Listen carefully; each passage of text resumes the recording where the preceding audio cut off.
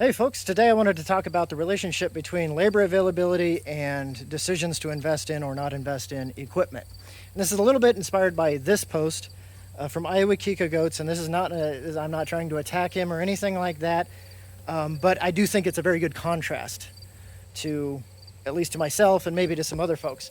In this post he's talking about working several hundred head of nannies. I don't know how many head they have nowadays, and not having any specialized handling equipment and just kind of pinning them up against the wall with an old gate and stuff like that. And you notice in that clip there's 3 or 4 people involved there, including the person behind the camera. That's pretty high labor availability for me. That's way beyond the scope of what I ever have available. Could I go and hire people? Yeah. Will that hit the bottom line pretty quick and become a non-profitable bet pretty quick? Yeah. If you compare that to me, I'm part-time. I have a full-time job during the day. I've got a 2-year-old kid and probably more on the way soon.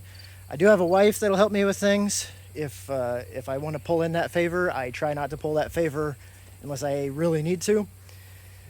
So for me, a system like that, even at my current scale, much less several hundred head of nannies, would not work. I would just not be willing to do this. I would not be at that scale and would therefore probably not be profitable. Or I would just do what I do now, which is actually invest in equipment. And just a couple of examples, talked about side-by-sides before, but let's loading chute. You can manhandle a goat and get them up into the back of a trailer or the back of a pickup bed for those odd cases where you need to do that. Sure, that I've done that lots of times. done that more times than I've used this chute probably. But boy, is this chute handy.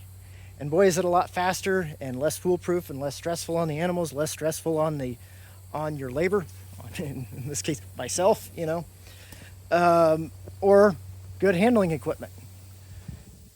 I can run this entire system by myself and I can process, depending on what I'm doing, obviously, I could run easily a couple hundred head through here an hour if all I'm doing is sorting them, if that's the only task at hand. Completely by myself. And when you're talking about lower labor availability systems like I'm have and what I'm going to have, I'm not going to go full time. I'm not willing to assume that level of personal financial risk. If you want to go full time, yeah, that changes your labor availability quite a bit.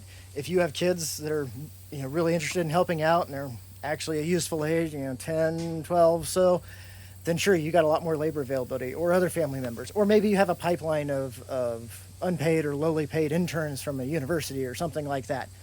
Those are all great things. I'm not trying to say that using labor that's available to you is a bad thing.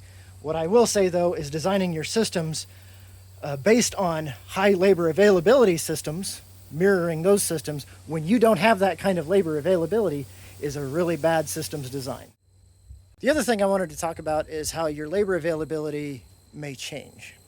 Whether you realize it or not, your labor availability probably has changed if you've been doing this any serious amount of time. Something's happened. You've gotten sick. Your hired help has gotten sick, or quit, or moved away, or a kid aged out or lost interest and you can't get them out to go work anymore, or you have a kid and a small kid is quite the drain on labor resources. 100% worth it, to be very clear, but from a farm business management perspective, it does take away from your time. So that's just another thing to keep in mind, is that when you design your systems, you might be wanting to think about, well, what are my contingencies if all of a sudden some of my labor availability disappears, or a significant amount of my labor availability disappears?